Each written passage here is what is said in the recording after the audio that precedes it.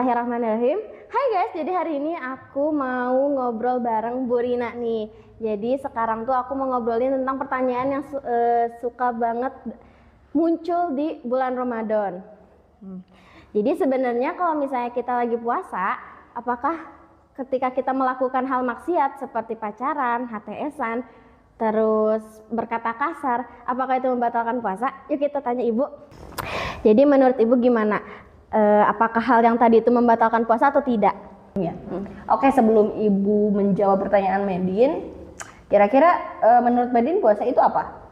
Menurut Medin ya Bu, puasa itu adalah menahan lapar dan haus juga. Tapi selain menahan lapar dan haus, kita juga menahan nafsu gitu Bu. Nah itu tadi, memang secara konteks puasa itu kan diartikan sebagai menahan. Kalau secara istilahnya, puasa itu diartikan sebagai menahan segala sesuatu dari hal yang membatalkan karena Allah Ta'ala.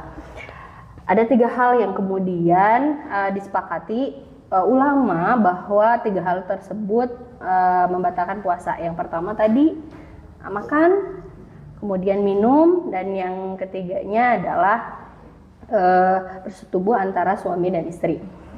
Kalau misalkan konteksnya cuma 3 itu yang membatalkan, maka pertanyaan Medin yang tadi, apakah ketika kita berbicara kasar, apa sih istilah anak sekarang HTS-an, kemudian pacaran, apakah kemudian itu juga membatalkan puasa? Kalau secara dari konteks definisi mungkin tidak.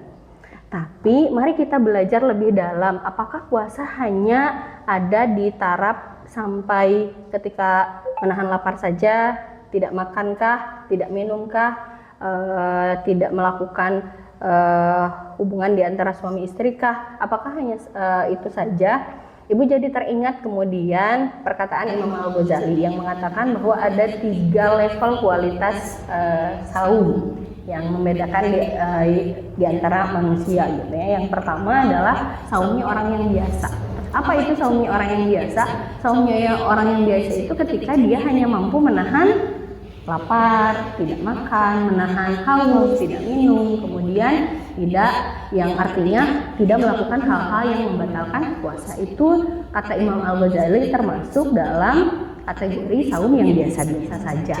Dan yang kedua adalah saum yang di atas biasa, luar biasa, atau saum yang khusus. Apa saum yang khusus itu? Ketika dia saum bukan hanya tidak makan dan tidak minum, tetapi seluruh anggota badannya juga saum. Artinya bukan hanya mulut yang tidak makan, tapi mata juga tidak memandang yang tidak seharusnya. Kemudian hidung juga tidak mencium hal-hal yang seharusnya. Yang di mulut tidak hanya tidak makan, tapi tidak membicarakan orang lain, termasuk konteksnya tidak berkata kasar dan sebagainya. Karena seluruh anggota badan berarti pekerjaan hatinya juga dijaga. Itu termasuk saum yang di atas taraf biasa, yaitu luar biasa, saum yang khusus. Dan yang ketiga yang paling luar biasa itu adalah level ketika kita mampu saum, tujuannya bukan konteks dunia lagi, tetapi untuk Allah gitunya, sudah tidak lagi memikirkan hal-hal yang sifatnya duniawi gitunya, sudah fokusnya lillahi ta'alanya, bukan hanya anggota badan tapi seluruhnya, lahir dan batinnya betul-betul dijaga dari hal-hal yang bukan hanya haram tapi yang makruh, yang subhat, yang seperti itu memang dijauhi. Nah lantas apa hubungannya dengan pertanyaan Medin yang tadi?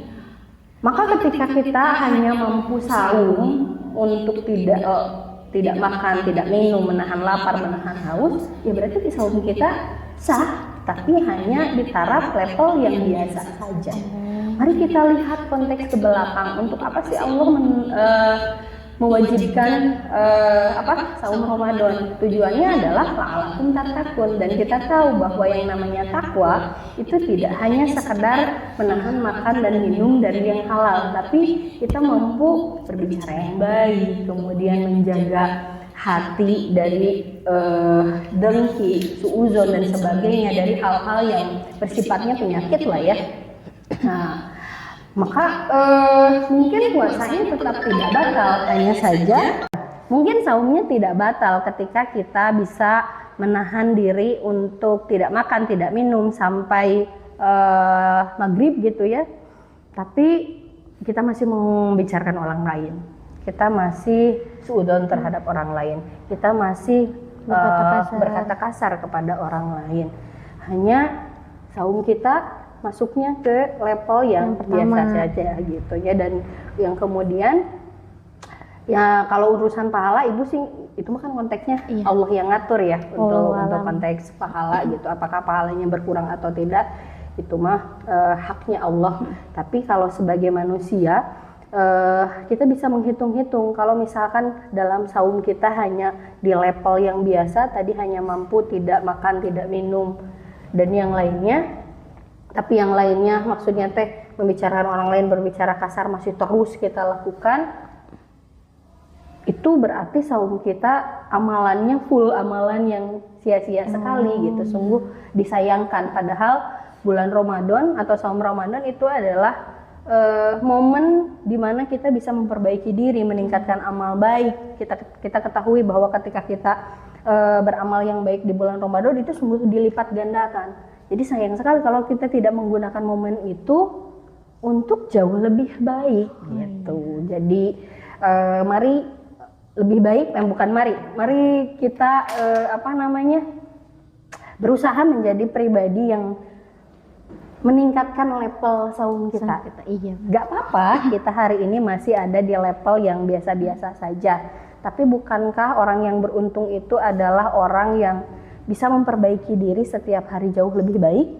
Maka ketika level saum kita hari ini masih di level 1, mari masih ada kesempatan untuk naik ke level 2. Dari mana kita tahu kesempatannya? Buktinya kita hari ini masih dikasih kesempatan untuk melaksanakan saum Ramadan. Itu barangkali. Oke, terima kasih ya Ibu. Berarti Ibu kalau secara hukum tuh puasanya sah-sah aja ya, cuman mengurangi puasa saja gitu ya. Oh, berarti kita tuh harus jadi tetap saumnya masuk konteks yang tadi kan 3 hal yang membatalkan tadi tetap tidak dilakukan, itu oke, puasanya oke, cuman ya gitu tadi masalah pahala dan berkurang dan amalan yang sia-sia mungkin lebih ke tujuan saum menuju takwanya.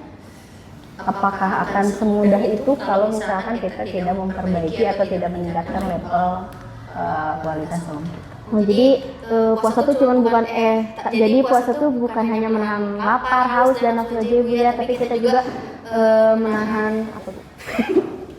Jadi kita mudah-mudahan kita tidak hanya masuk ke golongan orang-orang yang saum yang menahan lapar aja, tapi kita juga bisa menahan diri dari hal-hal yang membuat saum kita menjadi sia-sia gitu. Banyak ya atas tanggapannya, terima kasih banyak ya. Sama-sama Medin. Oke guys, jadi ini sedikit tanggapan dari bintang tamu kita yaitu Bu Rina.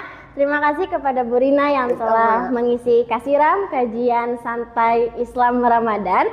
See you di part 2. Dadah.